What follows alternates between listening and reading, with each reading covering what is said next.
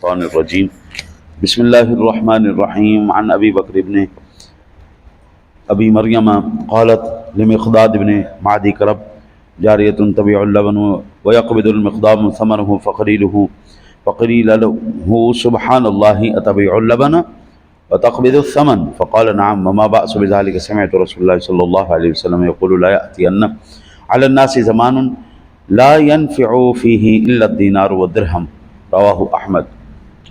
حضرت امام احمد علیہ رحمہ نے نقل کی ہے حضرت ابو بکر بن ابی مریم سے، وہ فرماتے ہیں کہ حضرت مقداد بن معدی کرب کی ایک لونڈی تھی جو دودھ بیچتی تھی۔ حضرت مقدام اس کی قیمت لیتے تھے، ان سے کہا سبحان اللہ آپ دودھ بیچتے ہیں اور اس کی قیمت پر قبضہ کرتے ہیں؟ فرمایا ہاں، اس میں کوئی مذائقہ نہیں، دودھ بیچ کر اس کی قیمت وصول کرنا یہ کوئی مذائقے والی بات نہیں۔ اچھا، کہتے ہیں میں نے رسول اکرم صلی اللہ علیہ وسلم کو فرماتے ہوئے سنا کہ لوگوں پر ایسا زمانہ آئے گا جس میں صرف روپیہ پیسہ ہی نفع دے گا۔ اب یہ مسند امام احمد کی بالکل ٹھیک حدیث ہے، صحیح حدیث بات۔ حضرت مقداد جو ہیں وہ کہتے ہیں، حضرت ابو بکر بن ابی مریم کہتے ہیں کہ جب حضرت مقداد سے یہ پوچھا گیا نا آپ اپنی لونڈی کو دودھ دیتے ہیں، وہ بیچ کے اس کے پیسے وصول کرتی ہے، یہ کون سی شرافت ہے؟ اللہ اکبر! یعنی ایک ایسا زمانہ بھی تھا جس وقت گائے بھینس کا دودھ بیچنا ایک تمنا ہوا کرتا تھا، وہ تیرے ورگا بندہ بھی دودھ بیچے گا۔ اب آپ دیکھیں دودھ بیچ بیچ کے بال کھڑے ہو گئے۔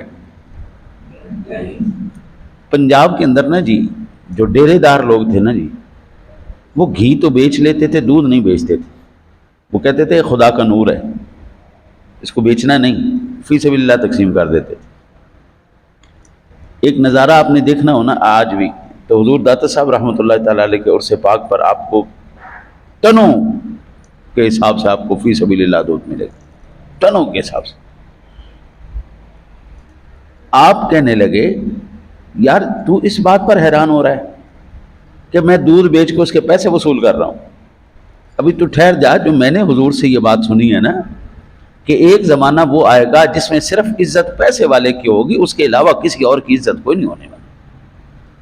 آج مجھے یہ بتا دیں حضور کے یہ الفاظ بعین ہی اسی طرح 100% پورے ہوئے یا نہیں؟ آپ باقی چھوڑ دیں، سیٹھوں کو چھوڑ دیں، بڑوں کو چھوڑ دیں، ڈیرے داروں کو چھوڑ دیں، سارے نمبرداروں چودھریوں کو چھوڑ دیں، صرف مجھے یہ بتائیں آپ کے دل میں کس مولوی کی سب سے زیادہ بات بیٹھتی ہے؟ وہ جو سب سے زیادہ وائرل ہوگا، وہ جو سب سے زیادہ پیسے والا ہوگا، وہ جس کا مدرسہ سب سے بڑا ہوگا، وہ جو لوگوں کو حقارت سے دیکھے گا، وہ جو لوگوں کے ساتھ جو ہے نا جی دھتکارنے والا حساب کتاب، تو ٹھیک ہے پر ہو جا تنگ نہ کر، اس مولوی کی جس کی گاڑی بڑی ہوگی، جس کے 4-7 گارڈ ہوں گے، وہ مولوی جس کا مدرسہ بھی بڑا، پیسہ بھی بڑا، ہر چیز، آپ کہو گے واہ واہ واہ حضرت صاحب بولتے ہیں نا تو منہ سے پھول جھڑتے، کمال کرتے ہیں۔ یعنی آج تبلیغ بھی اسی بندے کی اثر کرتی ہے جو مالدار ہے۔ عام آپ کے مسجد کا مولوی ریل پر وائرل مولوی سے زیادہ مؤثر اور زیادہ پر اثر اور زیادہ صحیح بات آپ کو سنائے گا، لیکن ہم کبھی کان دھرتے نہیں کیونکہ وہ مالدار آدمی نہیں ہے نا۔ لیکن وہیں پر ایک مالدار آدمی ہوگا، چاہے وہ جاہل مطلق ہو، لیکن مولوی مشہور ہو گئے، بس ٹھیک ہے، بلے بلے، واہ واہ واہ، کیا بات وہ جناب۔ اور پھر ایسے لوگ سوائے فرقہ واریت، یاد رکھیں یہ جو منصب ہے نا، یہ منصب مصلی رسول اور ممبر رسول، یہ کمینوں کے لیے نہیں ہے، یہ خاندانی لوگوں کے لیے ہے، کیونکہ یہ وراثت ہے انبیاء کی اور بالخصوص امام الانبیاء کی۔ اب امام الانبیاء کی وراثت کس کو دے رہے ہیں؟ ایک چھوٹی سی مثال ہے، آپ مرنے کے بعد اپنا پیسہ دے دیں ایک جواری کو، ایک شرابی کو، ایک زانی کو، ایک فسادی کو، وہ کیا کرے گا؟ وہی کام کرنے سے وہی کام کرے گا. اگر وہی پیسہ آپ کسی کاروباری کو دے دیں وہ کاروبار کرے گا, امین کو دے دیں وہ سنبھال کے رکھے گا. حضرت بلا شبہ یہ بہت بڑی دولت ہے. یہاں پر کسی کمینے آدمی کی جگہ نہیں ہے. خاندانی بندہ ہو, خوددار بندہ ہو, اس کو بٹھایا جائے, پھر تبلیغ کے حقوق ادا ہوتے ہیں, ورنہ نہیں ادا ہوتے. حضرت اب میں تو کیا عرض کروں, ہمارا تو زمانہ ہے ہی پیسے کا نا, نہ باپ نہ بھیا, سب سے بڑا روپیہ.